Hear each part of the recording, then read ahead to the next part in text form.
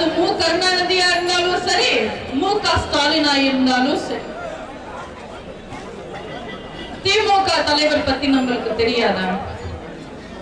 தமிழ் பேசியே தமிழர்களை ஏமாத்தி தமிழ் இன படுகொலைக்கு துணை போன தலைவர்னு நம்மளுக்கு தெரியாதா? நம்ம மறந்துட்டோமா? ஆனா மக்கள் தன்னை மறக்க கூடாதுன்றதுக்காக திமுக தலைவர் அப்பப்போ ஒரு அறிக்கை விடுவாரு. திமுக தலைவருக்கு இப்ப திடீர்னு இலங்கை தமிழர்கள் மேல பாசம் வந்துருக்கு. எப்ப பார்த்தாலும் இலங்கை தமிழர்கள் பிரச்சனைக்காக ஒரு அறிக்கை விடுறாரு. யாரை ஏமாத்துறதுக்காக அறிக்கை விடுறாரு நம்மளுக்கு தெரியாதா? இலங்கை தமிழர்கள் பிரச்சனைக்காக அவர் போட்ட 2 மணி நேரம் உண்ணாவிரத டிராமாவை யாரும் மறந்திருக்க முடியாது. அவருக்கு உண்ணாவிரதம்னா என்னன்னு தெரியுமா? காவேரி நடுவர் மன்ற தீர்ப்பை அமல்படுத்த சொல்லி எங்க அம்மா புரட்சி தலைவி உண்ணாவிரதம் இருந்தாங்க.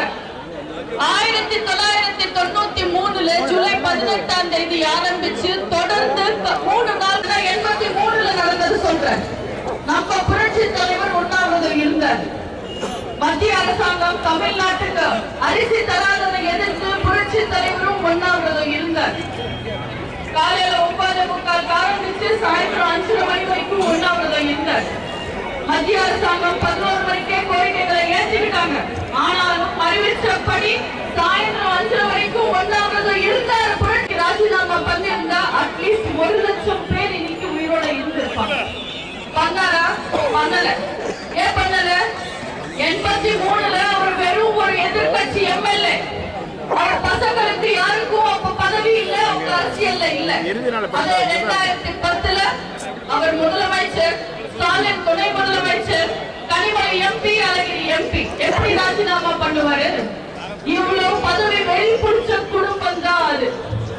இலங்கை தமிழர்கள் பத்தி கவலைப்படாம நம்ம தமிழர்கள் கொத்து கொத்தா செத்து விடும் போது மலை விட்டாலும் தூவானம் கூடாதுன்னு வசனம் பேசினவர் தான் இவர். 4 நாள் முன்னாடி ஒரு அறிக்கை உட்பந்த மாதிரியே ஒரு அம்மா இருப்பாங்க. அந்த அம்மா சொல்றாங்க, தேமுதிகவோட ஒரு எம்எல்ஏ எங்க கூடயே இருக்காரு. அதனால அப்படி பார்த்தா தேமுதிக 9 எம்எல்ஏங்க எங்க கூட இருக்காங்க. அதனால விஜயகாந்த் ஆதரவு எங்க வச்சுக்க முடியுமா? விஜயகாந்த் ஆதரவு வச்சுக்கிட்டு ஒரு ஆணையும் புடுங்க முடியாது. அது தெரியாம எங்க காமெடி பண்ணிக்கிட்டு இருக்காங்க. கொஞ்ச நாள் முன்னாடி விஜயகாந்த் ஸ்டேட்மெண்ட் விட்டார். நீங்க எல்லாம் பேப்பர்ல படிச்சிருப்பீங்க. நான் அகமதாபாத், குஜராத் எல்லாம் போனேன். அங்க எங்கேயும் ஒரு மதுக்கள் கூட என் கண்ணுல படல. குஜராத் வரைக்கும் போய் தெரு தெருவா இவர் எதை தேடி இருக்காரு பாருங்க. இவர் திருந்த மாட்டாரு.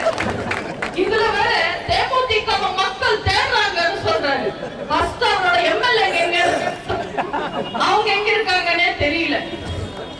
தமிழிசை இந்த அம்மா தமிழ்நாட்டுல புதுசா ரொம்ப காமெடி பண்றாங்க. இந்த பிஜேபி காரங்க எல்லாம் சொல்றது கேட்டிருக்கீங்க.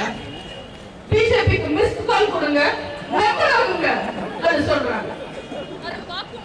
அது பார்க்கும்போது நம்மளுக்கு இந்த டெலிவிஷன் டெலிஷாப்பிங் நெட்வொர்க்ல நம்ம இம்மான் அண்ணாச்சி மிஸ் கால் கொடுங்க, டெவலப்மெண்ட் வாங்குங்க, அந்த மாதிரி